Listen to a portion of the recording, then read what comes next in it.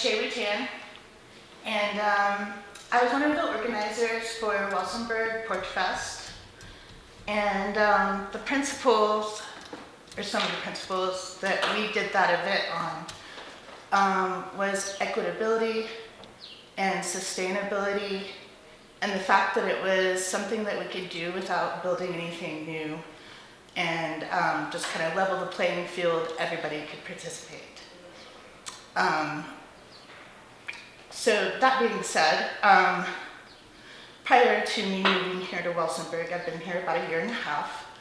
I was a full-time artist that traveled the country selling my artwork at all sizes of events across the country. I probably did over, I'm gonna say 3,000 shows under my belt of all different sizes of art shows, music, festivals, etc. And this year, at the last moment, I got to participate in the farmers market section of Sonic Bloom. And it was pretty last minute. We only had like a week or two to prepare and go to the event, and we were originally just scheduled for a short slot of a few hours in the morning. I will tell you that I found the event extremely organized. I found that the people that were there were very kind and gentle. I saw no trash. I saw nothing inappropriate whatsoever.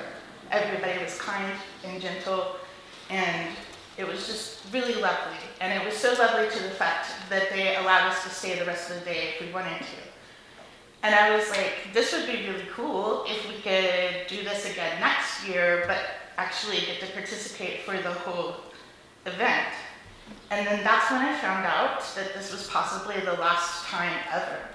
And I don't understand that, because it's my understanding it's been going on for 15 years. So it has already proven itself to be sustainable. I also know from my very short tenure here that there's been a lot of cash injected into the community through Sonic Bloom for organizations such as Dorcas, which serves a lot of people that are here in the county. And I just, it doesn't make sense to me, as somebody who's bringing a new event to town, why you would squish something that has already proven itself valuable to the community. And as a county, we already deal with a lot of infrastructure issues that doesn't allow for new businesses to be here. So I don't understand how you're gonna fill the holes left by Sonic Bloom either. Monetarily, who else is competing to have huge festivals in their town? I don't know. And it also concerns me, because what if my little festival that I'm involved with grows exponentially to the point that the entire city, possibly county, is benefiting of it and creating new tax revenues, that you won't turn around and squish this after proving 15 years of sustainability. It doesn't make sense to me, especially when I've gone to festivals so large that there's literally no more parking in town. And so the residents, if they want to, for extra cash, can sell spaces on their lawn for parking and make additional income. And the other residents, and I've seen this in many, many places, and have paid like $40 to park on somebody's yard for an entire weekend, every day, $40. And that's just my car, filled a lot with cars. You can see how this quickly multiplies for extra cash in the pockets of local citizens just selling parking spaces in their yard for the day. And then the people that were like overwhelmed, didn't like the noise, didn't like the music, because there's always lots of that. They just started coordinating their holidays with the weekend, like, oh, I'm gonna be out of town.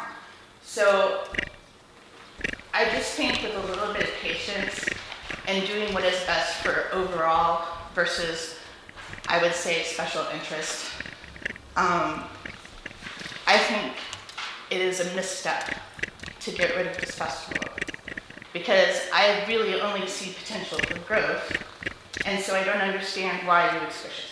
That's basically all I have to say. But thank you for listening to me. I appreciate you. Have a great day. Travis Nelson.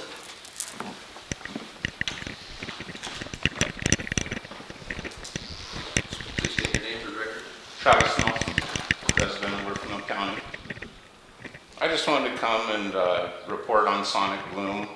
I was up there at the farmers market for the locals, where they let all us locals in to, sell our local wares, kind of like across the street there. It was a great event. I've been there for 4 years. I've never once seen a push or a fist thrown with thousands of people. Perhaps it's happened. I think no one was arrested this time. I think no one was hauled off in an ambulance, so I don't think there's any serious medical emergencies. You have a festival that's probably the best in the state of Colorado. It brings in so much revenue to an epicenter located in Werfenau County. Those people are like the nicest people you'll ever meet in your life. They all pretty much work good jobs to be able to afford $500 for a weekend getaway. They all stay there, so there's, I've witnessed drinking alcohol and smoking cannabis, but, they stay there. They're not driving, real safe. They spend their money locally. I've heard the rumors too that Sonic Bloom is not going to be allowed to continue, from what I feel is credible sources. And I would call on the supporters of Sonic Bloom, both near and far, to come together in a unified field of protest to stand up for this festival.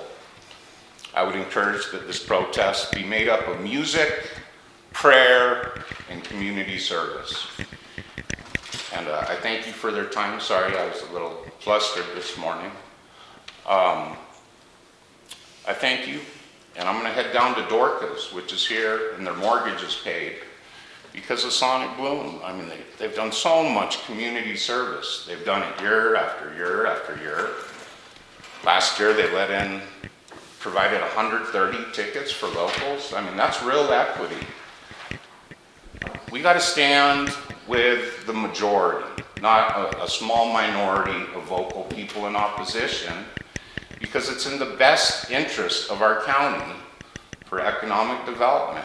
And, I think we have to be careful if we deny Sonic Bloom, because I think that would unleash a laundry list of constitutional violations. And with that, I'm out to Dorcas to go help unload boxes. Y'all have a nice day.